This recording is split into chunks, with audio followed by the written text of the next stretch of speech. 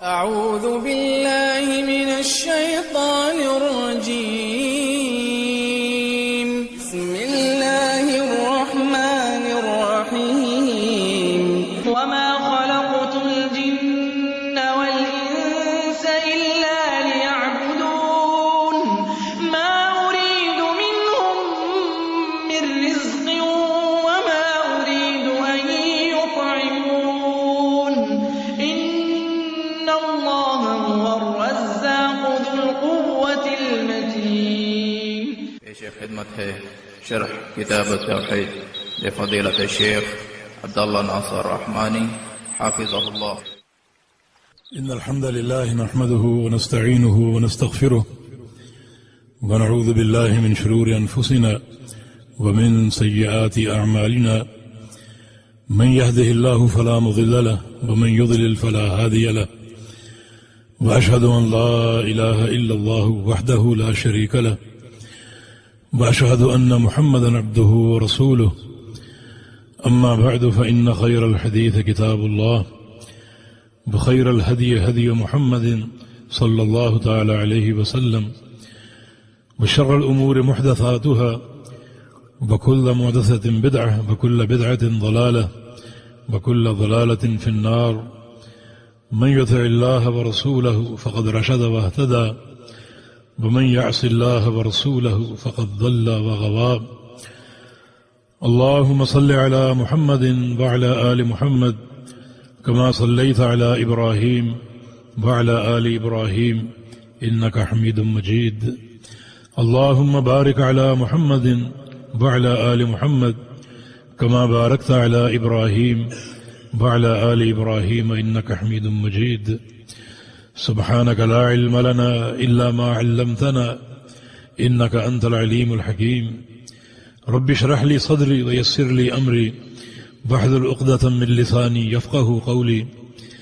وقال المؤلف رحمه الله تعالى في باب ما جاء في الرياء. یہ باب ما جاء فی الریا، ریاکاری کا بیان، کیونکہ ریا کا تعلق بھی توحید سے، اور ریاکاری کو نبی علیہ السلام نے شرک اصغر کہا ہے، اس لیے اس باب کو کتاب توحید میں لائے کہ یہ بھی شرک اصغر اور بعض ریا کی صورتیں یعنی شرک اکبر کو جا چھوتی ہیں، یعنی بعض ایسے امور ہیں جو شرک اکبر کو جا چھوتے ہیں. اس لیے ریاکاری کا معاملہ بڑا خطرناک ہے، انتہائی نقصان دہ ہے. لہذا اپنے آپ کو، اپنے اعمال کو چیک کرو. امام اہل سنہ امام احمد بن حنبل کا قول ہے کہ جب بھی کوئی عمل کرو تھوڑا سا توقف اختیار کرو، ٹھہرو تھوڑا سا. کوئی عمل، نماز کے لیے جا رہے ہو، حج کے لیے جا رہے ہو تو کچھ توقف اختیار کرو. اپنے آپ سے پوچھو کہ نماز کے لیے کیوں جا رہے ہو، حج کے لیے کیوں جا رہے ہو. اگر دل سے اللہ کی رضا کی آواز آئے یہ اخلاص ہے، اور اگر دل میں کسی اور کا خیال، فلاں بھی ہوگا، وہ دیکھے گا، وہ تعریف کرے گا، اور فلاں دیکھے گا، دنیا حاجی کہے گی، دنیا نمازی کہے گی، اور دنیا نیک کہے گی، یہ ریاکاری. اس ریاکاری کے اس خیال کو نکالو دل سے. المجاہد من جاہد نفسہ، حقیقی مجاہد وہ ہے جو اپنے نفس کے ساتھ جہاد کرے. اس پاپی نفس میں اگر ریاکاری کے جذبات ہیں، لڑو اس سے، ان خیالات کو نکالو. تو عمل میں ریاکار کون ہے؟ جو عمل کے ابتدا ہی سے ریاکاری کی نیت لے کر آئے، وہ ریاکار.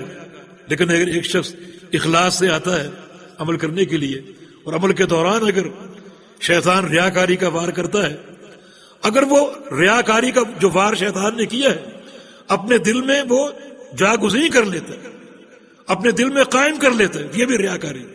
لیکن اگر وہ شیطان سے لڑ رہا ہے، شیطان ریاکاری کا وار کرتا ہے اور وہ اس کو نکالنے کی کوشش کرتا ہے، اپنے نفس سے جہاد کر رہا ہے اور شیطان سے جہاد کر رہا ہے، تو وہ شخص ریاکار نہیں ہے، یہ مجاہدہ ہے جس پر وہ اجر کا مستحق ہے.